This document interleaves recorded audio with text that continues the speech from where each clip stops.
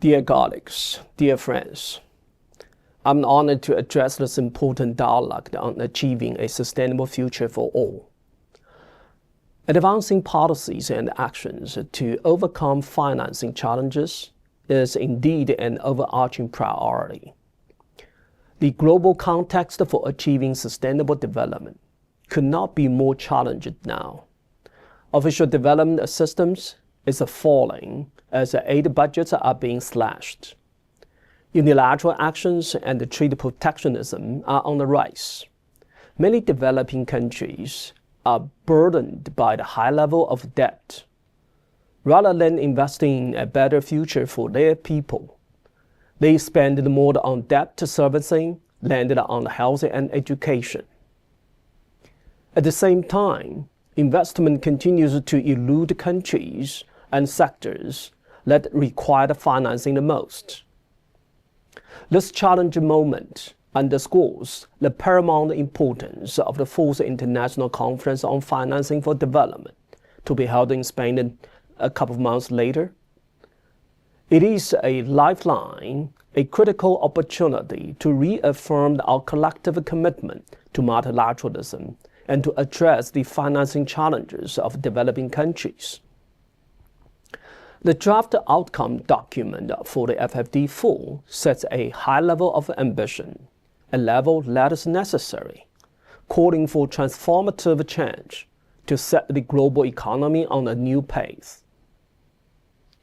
Let me point to three concrete actions highlighted in the draft. First, it calls for a strong SDG impact-focused investment push. This requires systemic reforms at both national and global levels, specifically to lower the cost of the capital in many developing countries. Countries should not be forced to divert resources from the sustainable development towards servicing unsustainable debt levels. That is why the draft calls for a debt facility to address the high cost of the borrowing and initiate an intergovernmental process on debt at the UN. The draft outcome also calls for enhanced access to concessional financing.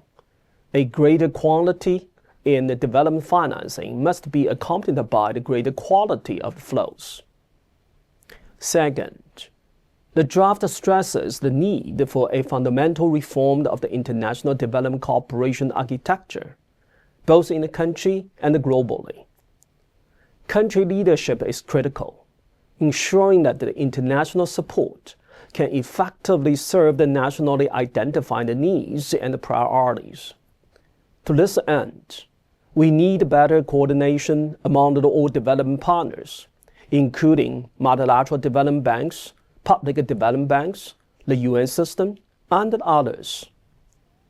We need a cohesive, synergistic approach, not fragmented efforts. Third, the draft underlines the need for the deep reforms to the international financial architecture. There is a compelling need for governance reform to strengthen the voice and the representation of the developing countries in decision-making and norm setting. Gaps in the global financial safety net needs to be bridged to ensure that the countries are more equipped to respond to the crisis.